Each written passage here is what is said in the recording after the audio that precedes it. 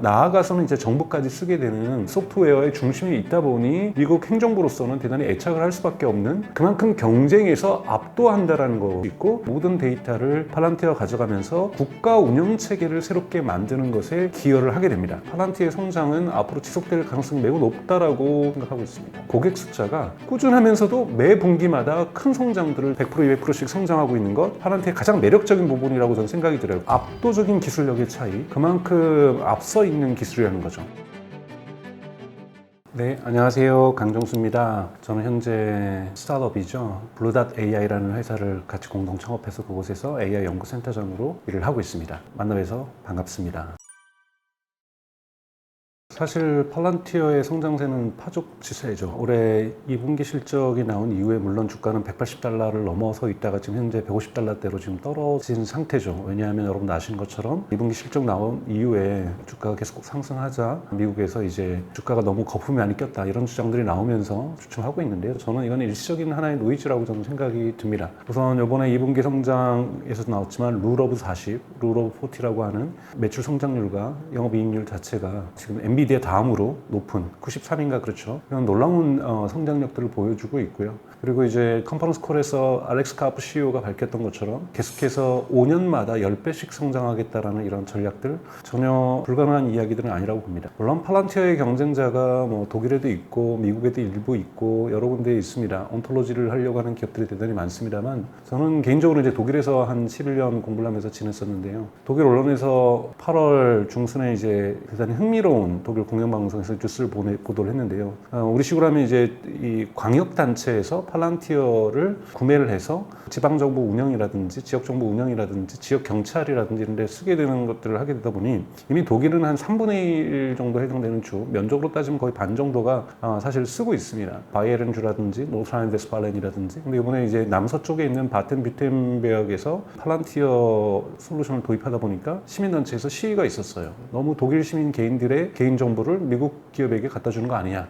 그래서 바덴뷰텐베르크주 슈투트가르트가 주도죠. 여기 있는 주정부에서 다시 한번 테스트해보면서 결론을 내는 것은 얼터너티브가 없다. 그만큼 앞서 있는 기술이라는 거죠. 독일 온톨로지 기업이 분명히 존재하고 있습니다, 여러분.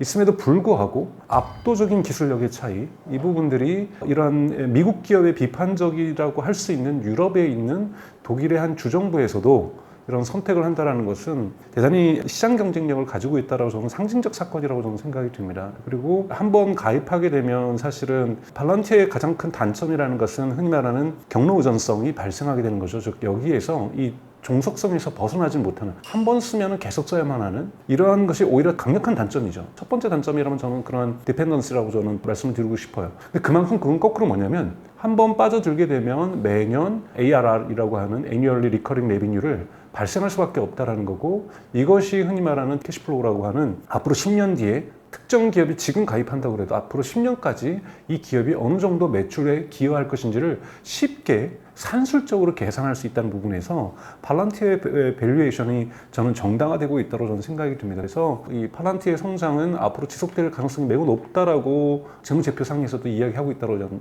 생각하고 있습니다. 물론 이제 초기의 히스토리 때문이겠죠. 초기에 이제 팔란티어가 만들어진 히스토리 자체가 이제 9.11 테러 이후에 이 테러범들의 금융 거래 부분을 찾아내기 위해서 일반인들이 하는 거래 같았었는데 그 안에 숨어 있었던 테러리스트들의 거래를 찾아내기 위해서 시작되었고, 그러다 보니까 CIA가 가지고 있는 벤처 캐피탈이 있고 여기서 이제 투자를 하다 보니 그러한 부분들이 비판을 받는 지점 중에 하나일 수 있는 거고, 그리고 초기에 팔란티어가 성장했던 것은 고담이라고 하는 군과 경찰과 나아가서는 이제 정부까지 쓰게 되는 이러한 소프트웨어의 중심에 있다 보니 미국 행정부로서는 대단히 애착을 할 수밖에 없는 그러한 탄생과 성장의 히스토리를 갖게 됐다는 거고, 팔란티어가 우크라이나 전쟁을 거치면서 대단히 온톨로지 기술이 크게 증가하면서, 물론 우크라이나 전쟁 전에도 민간 영역에서의 구매자들이 있었지만 이 팔란티어의 기술이 폭발적으로 우크라이나 전쟁을 통해서 성장하게 되면서 이러한 정부 영역뿐만이 아니라 거버먼트 섹터라고 얘기를 하죠. 커머셜 섹터라고 지금 팔란티어는 이제 재무제표에서 구별합니다만, 커머셜 어카운트, 즉 고객 숫자가 꾸준하게 폭발적으로 꾸준하면서도 매 분기마다 큰 성장들을 지금 100% 200%씩 성장하고 있는 것, 이 부분들이 저는 팔란티의 가장 매력적인 부분이라고 저는 생각이 들어요. 국방과 정부는 제한될 수 있지만 비즈니스는 훨씬 더, 그래서 지금 팔란티어가 지금 얘기하고 있는 것이 2030년까지 고객 수를 7,000개로 늘리겠다. 2035년에는 고객 수를 실제로 그 목표를 달성할지 않을지 모르겠지만 7만 개로 늘리겠다. 이러한 성장 전략을 지금 이제 아직 700개가 되지 않는데요. 이렇게 700개가 안 되는 상황에서 7,000개, 7,000개에서 7만 개로 이 커머셜 어카운트에 대한 가이던스가 저는 마술과 같은 이야기라고 생각하지 않고 기적과 같은 이야기라고 생각하지 않습니다. 워낙 시장에서 우리가 이걸 경제학적으로 정확하게 분류를 하면 모노폴리가 아니라 모놉손이죠. 우리가 구글이나 네이버 검색 서비스가 전 세계에 딱 두 개만 있는 것은 아니죠. 사실은 구글과 경쟁하기 위해서도 지금도 대단히 많은 검색 서비스가 있습니다. 근데 소비자들은 구글을 선택하는 거죠. 미국이나 유럽 같은 경우에 이제 한국은 이제 네이버도 선택하지만, 그래서 구글의 전 세계 시장 점유율이 90%입니다. 엄밀한 의미에서는 시장 점유율이 90%니까 모노폴리라고 얘기할 수 있죠. 근데 이제 모노폴리에 대한 정확한 정의는 시장의 공급자가 한 개 또는 두 개였을 경우에 모노폴리라고 할 수 있죠. 중간에 다 경쟁에서 쓰러지면서 포기하면서 사라진 거죠. 또는 M&A가 되거나. 모놉선이는 뭐냐면 대단히 선택지가 많음에도 불구하고 딱 하나를 선택하는 거죠. 모바일 메시징 서비스도 카카오톡 말고도 여러분 라인을 쓰셔도 되잖아요. 안 쓰시잖아요.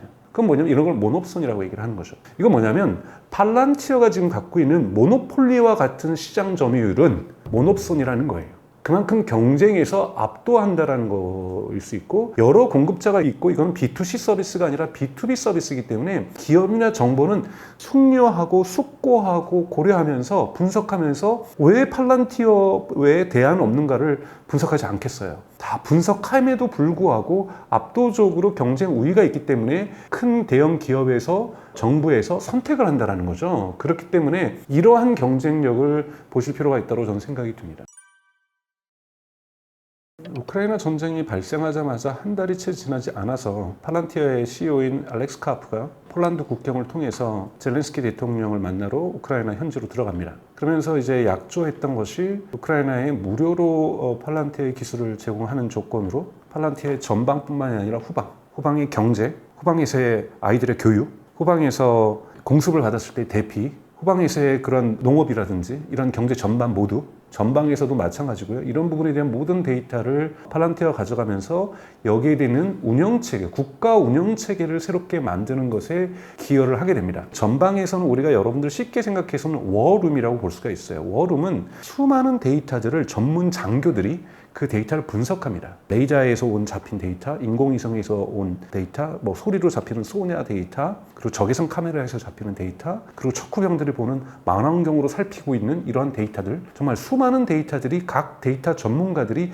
하나하나 해석을 해서 이것을 다시 중간 단계로 모으고 또 다시 중간 단계로 모아서 최종 작전을 짜고 있는 장교들에게 데이터가 올라가고, 여기에 따라서 최종 작전에 대한 오퍼레이션에 대한 결정을 이루어지는 거고, 작전 결정에 따라서 군인들의 액션을 하는 거고, 거기에 따른 효과를 측정하고 다시 이쪽으로 피드백을 하게 되는 구조인데요. 여기는 어마어마한 사람들이 데이터를 분석하게 되는데, 팔란티어 같은 경우에는 우선은 이 부분에서 이 데이터의 운영체계를 만들었다는 거고, 이 데이터가 운영체계 되면서 의사결정에서 워룸에서 들어가는 인간의 규모를 크게 축소를 시키는 거고요. 또 하나는 인간의 규모를 축소시켜서 인건비 문제를 절약시켰다가 핵심이 아니죠. 여기에서 더욱더 인간이 했던 일이 뭐냐면 중간중간에 그 데이터의 의미를 해석하는 거거든요. 사실은 AI 기업이라고 팔란티어를 초기에 정의할 수 없습니다. 팔란티어는 지금 AI와 결합되면서 더 증폭되고 있는 것이지, 팔란티어는 데이터를 분석하는 기업입니다. 온톨로지를 너무 어렵게 보실 필요가 없어요. 온톨로지는 철학적으로는 존재론이죠. 강정수는 누구이고 이 책상은 무엇이고 이것의 속성은 무엇이고, 이것은 지금 촬영하는 데 쓰이는 용도로 쓰이고 있는 이런 우리가 사물들과 사람들, 생물들 이런 것들에 대해서 존재론적인 의미를 파악하는 것이 온톨로지라고 한다면, 사실은 과학에서 데이터 분석에서 하는 온톨로지도 사실 유사합니다. 똑같은 탱크가 있더라도, 러시아 탱크가 있더라도 이 탱크는 이 탱크를 수집하는 다양한 각도의 데이터에 의해서 이 속성 값은 훈련을 하기 위해서 움직이고 있는 탱크인지, 우크라이나를 공격하기 위해서, 또 공격하더라도 A라는 지점을 공격하기 위한 것인지 B라는 지점을 공격하기 위한 것인지에 대한 탱크의 의미를 데이터의 관계 속에서 재해석해내는 거죠. 이렇게 함으로써 훨씬 더 효율적으로 러시아의 움직임들을 해석해낼 수 있고, 여기에서 우크라이나 군이 어떻게 대응하는 것이 우크라이나의 군인이 가지고 있는 자원들, 예를 들면 드론이 몇 대가 있고, 이 드론에 대한 탱크의 방어 체계는 어떻게 되고 있고, 어떻게 교란 작전을 할 수가 있는지, 뭐 이런 것들을 종합적으로 판단해서 어떻게 공격했을 때 효과를 어떻게 볼 수 있다는 것을 최종적인 판단만 하고 실행만 할 수 있는 명령만 내릴 수 있도록 모든 것을 분석해서 제공해 주는 것이 하나의 국방에서 쓰이고 있는 온톨로지라고 볼 수 있고, 경찰 같은 가운데서도 이러한 다양한 범인을 잡거나 범죄율을 사전에 예방하거나 이런 데서도 온톨로지가 쓰이는 거고요. 행정에서도 마찬가지고 기업 경영도 마찬가지죠. 수많은 공급망, 하나의 자동차가 만들기 위해서는 수만 개의 부품이 들어가는 거고, 하나의 배가 만들어지기 위해서는 수십만 개의 부품이 들어가는데, 이 부품을 여러분들이 아신 것처럼 1차 벤더, 2차 벤더, 3차 벤더, 4차 벤더들이 제작을 하죠. 그럼 제대로 수급이 되고 있는지, 만들어지고 있는지, 그 중간에 흔히 말하는 품질 테스트는 정확하게 이루어지고 있는지, 수량에 맞춰서 지금 고속도로를 통해서, 기차를 통해서, 배를 통해서 정확하게 이곳을 향해 오고 있는 것인지, 이것이 하나라도 여러분 빵꾸가 나면은 전체 공정이 멈춰야만 하는, 그래서 너무 과잉돼서 오게 될 경우에는 창고 비용이 증가하게 되는, 여러 가지의 물류 비용들 이런 것들을 고려해서 최적화된 상태를 관리해내기 위해서 수많은 흔히 말하는 서플라이 체인 매니지먼트 쪽에 많은 인력이 일하고 있습니다. 이런 부분들을 대체해 나가는 거죠. 대체해 나가는 것도 하나의 팔란티어가 하는, 기업에서 하는 역할이라고 볼 수가 있습니다. 팔란티어가 가져올 수 있는 것은 이런 데이터가 흐르는 하나의 우리처럼 혈관을 만드는 거죠. 혈관의 운영체계죠. 우리가 몸에서 무슨 안 좋은 일이 있다 보면 우리가 주사를 맞아서 혈관에 주사가 들어가서 이동하는 거잖아요. 그러니까 그것처럼 운영체계가 하나 갖춰주면 그 위에 하나의 층위를 올리는 것은 대단히 쉬워집니다. 운영체계가 안 갖춰주니 층위를 올려도 제대로 작동하지 않는 거거든요. 자, 여기 운영체계가 갖춰준다라고 우리가 가정을 한다면 여기에다 우리 한번 AI를 적용을 해볼까? AI가 쉽게 적용할 수 있죠. 왜냐하면 데이터의 흐름이 거의 완벽하게 움직이고 있기 때문에 여기에 특정한 AI 에이전트라든지 이런 기능들을 올리게 되면 시너지 효과가 정확하게 만들어질 수 있습니다. 그래서 지금 팔란티어가 도입하는 것이 AIP, AI 플랫폼이라는 것을 도입을 한 거고, 이것이 폭발적으로 지금 효과를 보고 있는 거죠. 그리고 여기다가 여러분 대표적으로 국방기업인 미국의 요즘 한국에서 대한항공과 협력을 한다 만다 이런 이야기들 오고 가고 있는 안드릴이라는 기업이 있어요. 안드릴이라는 기업은 여러분 탱크에 그다음에 비행기에 또는 드론의 운영체계를 만드는 기업입니다. 레티시라고 하는 운영체계를 만들고, 운영체계가 없었던, 지금까지 여러분 탱크나 집차나 뭐 이런 데 운영체계가 있었을까? 없었어요. 운영체계가 없었는데 전체를 정보를 전장에서 확보하는 데의 운영체계를 만드는 것이 팔란티어라면, 그 위에서 작동하고 있는 차량 한 대 한 대에 들어가고 있는 운영체계를 만드는 것이 안드릴입니다. 그러면서 안드릴은 무기를 공급하면서 전쟁의 패러다임을 바꾸고 있는데, 이것이 궁합이 너무 잘 맞죠. 왜냐하면 이제는 전체 데이터의 흐름에 대한 운영체계뿐만이 아니라 이걸 통해서 의사결정하는 뿐만이 아니라 여기서 작동하는 것까지 운영체계가 만들어진다는 거죠. 이러한 부분에서 훨씬 더 시너지 효과가 많이 날 수가 있습니다. 한국에서도 점차 고객군들이 늘어날 거라고 보고 있고요. 뭐 이렇게 하면서 은행권들 판매를 조금 고민을 하고 있는데, 뭐 한국에서 은행권들 판매는 해외 유럽이나 미국 같은 경우 은행권들이 더 대단히 많이 쓰고 있어요. 근데 이러한 부분에서 한국에서 고객은 또 한국은 또 망이 이제 망분리가 되어 있다 보니 이런 부분들이 어떻게 통합될지는 조금 더 기술적인 허들과 이슈는 좀 존재하고 있지만, 한국에서도 이미 동아 오츠카드 쓰고 있고 HD 현대도 쓰고 있으면서 조선업 제조 같은 데서도 스마트 팩토리라든지 경영 운영에서도 많이 활용하고 있는 걸로 알고 있습니다. 지금 사실 버블 논쟁이 있었기 때문에 $180를 넘어서고 있었던 팔란티어의 주가가 지금 $150대로 꼬꾸라진 거죠. 저는 조정은 피할 수 없다라고 저는 생각이 들어요. 근데 이제 다시 이제 3분기 실적이 나오고 4분기 실적이 나오면은 저는 또 좋아질 거라고 보고 있는데, 흔히 말해서 PER이 세 자리 숫자라는 거잖아요. 너무 매출 대비 주가가 크다라는 거죠. 팔란티어가 올해 이 매출이 요번에 분기 매출이 $1,000억 처음 넘었거든요. 그러면 이제 4분기 다 합쳐도 이제 뭐 또 증가하긴 하더라도 $4,000억, $5,000억 밖에 안 되는 거잖아요. 이런데 시총이 너무 비싸다. 이것이 핵심이거든요. 주가가 너무 비싸다. 매출 대비 주가가 너무 비싸다라는 거죠. 그런데 이제 문제는 이 매출의 성장의 이 곡선의 기울기라는 겁니다. 이 기울기가 포워드 PR로도 이야기할 수 없는, 포워드 PR 해봤자 12개월 앞서가는 거니까요. 근데 12개월이 아니라 1년, 2년, 3년, 4년, 5년 했을 때 도대체 이 팔란티어의 매출 성장을 막을 요인이 무엇인가? 라고 본다라면 많은 분들은 우크라이나 전쟁이 끝나면 또는 중동의 전쟁이 끝나면 끝나는 거 아닌가라고 생각하실 수 있죠. 저는 전혀 그렇게 보지 않아요. 그러니까 국방이라든지 정부 영역에 쌓았던 이러한 기술력들이 지금 민간 영역으로 옮겨지고 있다는 거고, 민간 시장에서 얼마나 크느냐. 또 예를 들자면 1분기 실적 발표 났을 때도 잠깐 떨어졌었어요. 그때는 뭐냐면 미국은 대단히 빠르게 성장하고 있는데 퍼시픽, 즉 호주나 이쪽하고 유럽에서의 성장률이 미국 성장률에 비해서 너무 둔화되고 있다. 이런 걱정들 때문에 주가가 잠깐 흔들렸었던 거거든요. 근데 이제 아무래도 팔란티어 같은 경우에는 이제 기업의 목표 중에 중국을 적대 국가로 규정을 하고 있기 때문에 중국을 지지하거나 불익 국가들한테는 흔히 말하는 브라질이라든지 러시아라든지 인도라든지 이런 데서는 팔리기는 어려울 거라고 저도 보고 있어요. 하지만 그 나머지 부분에서의 이 기업들의 숫자가 대단히 많다라는 거고, 처음에는 테슬라가 모델 S가 나오고 모델 3와 모델 Y가 나왔던 것처럼, 물론 그 전에 로드스터가 있었던 것처럼 대형 기업 중심으로 팔란티어 시장이 형성되지만, 알렉스 카프가 제시하고 있는 목표처럼 이것에서 충분히 돈을 벌게 될 경우에는 고정 비용들이 많이 만들어지기 때문에 중견기업도 쓸 수 있는 가격대가 형성될 거라는 거죠. 그렇게 해서 이제 7,000개에서 7만 개로 높이겠다. 10년 안에 7만 개고 5년 안에 7,000개로 지금 10배씩 5년마다 성장하겠다라는 전략들이 저는 비현실적이지 않다라는 것이 바로 민간 부분에서의 성장이 존재한다는 거고, 또 대한민국 정부도 여러분 아시는 것처럼 정부 AI를 내걸고 있습니다. 지금 유럽 국가들, 미국 국가들 정부 AI 내걸고 있는데요. 궁극에 가서 정부 AI를 현실화시키기 위해서는 팔란티어를 설정할 가능성이 높다라고 저는 생각이 들어요. 지금 유럽연합 나토에서도, 나토의 회원국 중에서는 사실은 미국하고 캐나다만 빼낸다라면 사실상 유럽이죠. 유럽인데도 나토 모든 국가에서도 지금 미국하고 이렇게 원심력이 작용함에도 불구하고 이번에 팔란티어를 채택했던 것도 결국 미국 군대와 교류하고 협력하기 위해서는 팔란티어가 그 각각의 국방에 필요하다는 거고, 이거는 결국은 저는 일본과 한국도 피해 나갈 수 없다라고 저는 생각이 듭니다. 이런 부분에서 국방 영역도 커질 여력은 분명하게 존재하고, 근데 이것이 팔란티어의 장점이 뭡니까 여러분? 한 번 팔고 끝나는 게 아니잖아요. 매년 사용료를 내야 되는 겁니다.